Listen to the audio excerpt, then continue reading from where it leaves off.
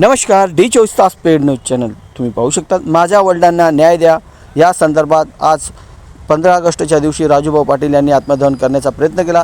संबंधित नरडाणा पोलीस स्टेशननी तक्रार घेत नाही या संदर्भामध्ये त्यांनी देखील आज धुळे येथील 15 ऑगस्टच्या दिवशी आत्मदहन करण्याचा प्रयत्न केला। यावेळी त्यांची प्रतिक्रिया। राजू, आज रोजी 15 ऑगस्ट रोजी माझे वडील 7/7/2026ला त्यांनी सावर्डे पुलावर आत्महत्या केली शिरपूरजवळ। मी तक्रारी अर्ज नरडाणा पोलीस स्टेशनला दिलेला आहे, तरी माझी ही तक्रार नरडाणा पोलीस स्टेशनने अजून गुन्हे दाखल केलेले नाहीत।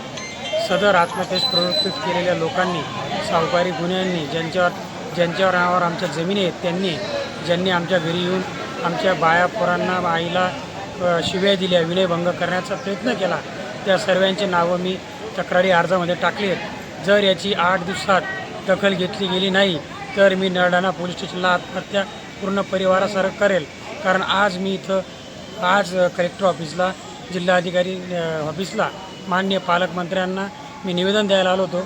मी जरूर आत्महत्येचा इशारा दिला होता, पण आम्ही शांततेने पालकमंत्र्यांना निवेदन देऊन त्यांच्याकडे आमची समस्या मांडून आमच्या निर्णयाला 8 दिवसात न्याय नाही मिळाला तर आम्ही नरडाणा पोलीस स्टेशनला पूर्ण परिवारासह आत्महत्या करू, आत्मदहन करू। मी पालकमंत्र्यांना भेटण्यासाठी आलो होतो, पण पोलीस दलाने आम्हाला काही भेटू दिलं नाही।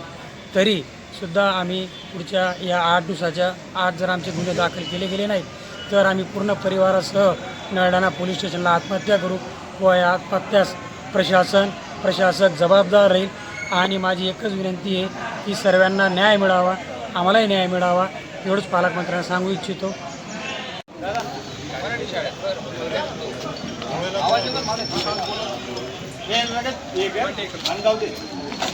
अरे बाहेर इकडे फायर ब्रिगेडच्या गाडीकडे आणि आपल्या 2 लेडीज नाही या